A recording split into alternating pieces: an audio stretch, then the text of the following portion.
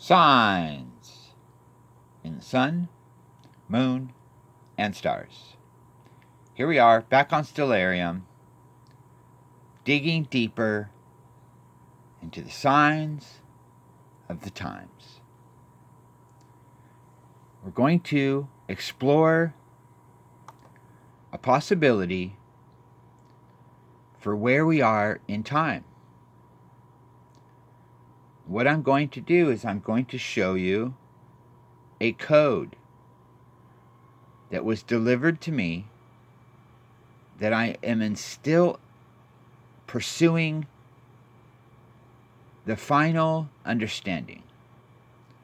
But we're going to go on this journey together, and we're going to explore the meanings of these signs. As we embark on this journey, I ask for everyone who's watching to dig deep into Scripture, into prayer, and ask the Spirit for guidance. Because these things that we are going to explore are the meat. And this is going to be very hard to chew. And before you make any judgments, this must be taken to prayer. So let's look deeper at what is going on in the MAZZAROTH to show us the possibility. Again, I want to say possibility. These are possible signs of a birth code. So let's explore what I'm calling the Bullseye birth code. Okay, first place we're going to go is to historium.com. We're going to read a little piece of a study I was doing into Aldebaran. So let's read. Reconstruction reveals the remarkable fact that the two first magnitude stars, Aldebaran and Antares, lie diametrically opposite one another in the zodiac, each in the center of their respective signs.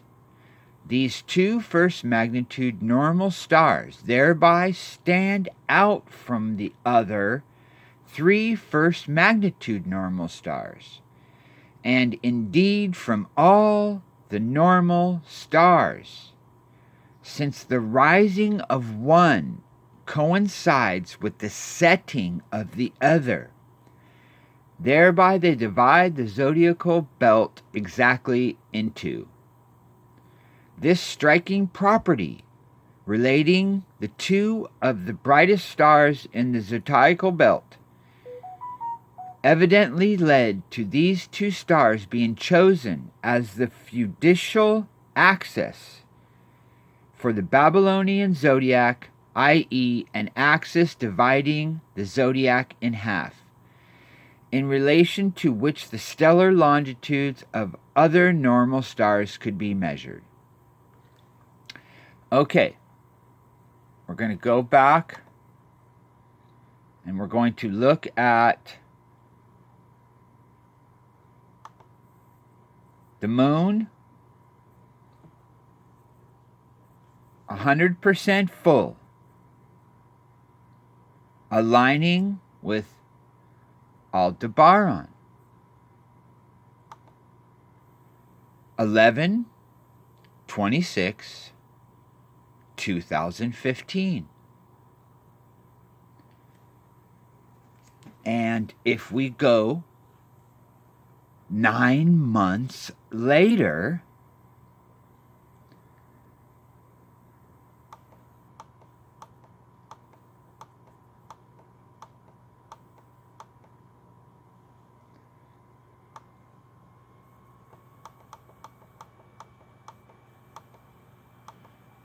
we come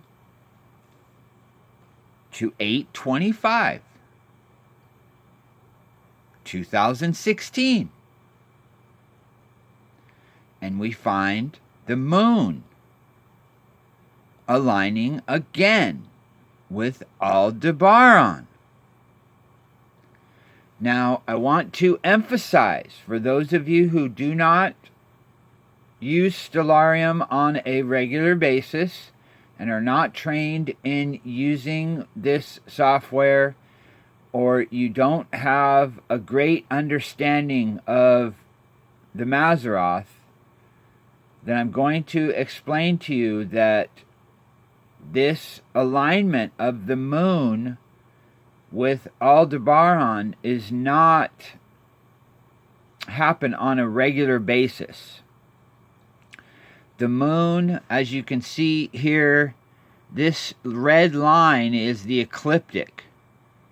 And sometimes the moon can be above it, and sometimes the moon can be below it. And the planets travel either north or south of the ecliptic, depending on where they are in their position. And the moon has a great variance. It really can move around a lot, depending on the position. So you're not always going to see the moon aligning with the Bullseye Aldebaran. So Aldebaran is positioned in the Bullseye. And Aldebaran has great significance in the MAZZAROTH. And we're going to go over those significance pieces in another part to this video, because there's so much to dig into this. It's incredible. We're going to keep these videos short so they're easy to digest, and it's going to take some time to chew it up, but the digestion shouldn't take long because they're going to be short. So make sure you chew on it good before you make any judgment calls, and take it to the Spirit, because what we're showing is a birth code. We have a 9-month point from moon to moon aligning with Aldebaran. And this is also the Hyades. And that's going to be for another study also, but it has great, deep significance. This positioning here is very, very important, family. So now what we're going to do is we're going to go 9 months later.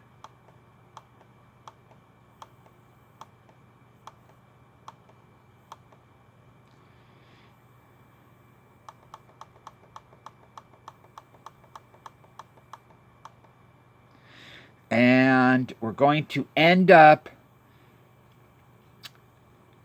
with a very, very significant sign. This, I believe, is the sign of the beginning of the tribulation. Remember, dig deeper and take this to prayer, because what I'm going to explain to you needs to be chewed on. Remember, on 11/26, 2015, the moon aligns with Aldebaran 100% full, as if to point us to Aldebaran. On that day, the moon would have shined from the eye of Taurus. and it would have been a great sign. And 2 9-month periods later, as in 2 births, we have the moon at 0 and the sun coming into the constellation of Taurus and aligning at the dark moon phase with asteroid Ceres at the head and the sun holding the Pleiades in his hand. And this is a great and mighty sign because there are many other alignments on this day that show us that this day is very special.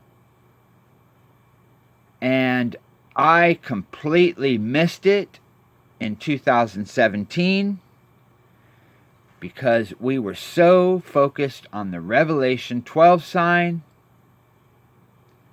and going back and looking at all of the codes, it allowed me to find this birth code.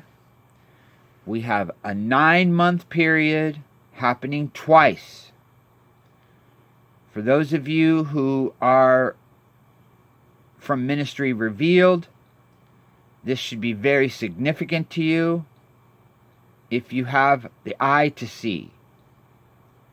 We're going to dig deeper on these other alignments of the other planets and their positioning in the MAZZAROTH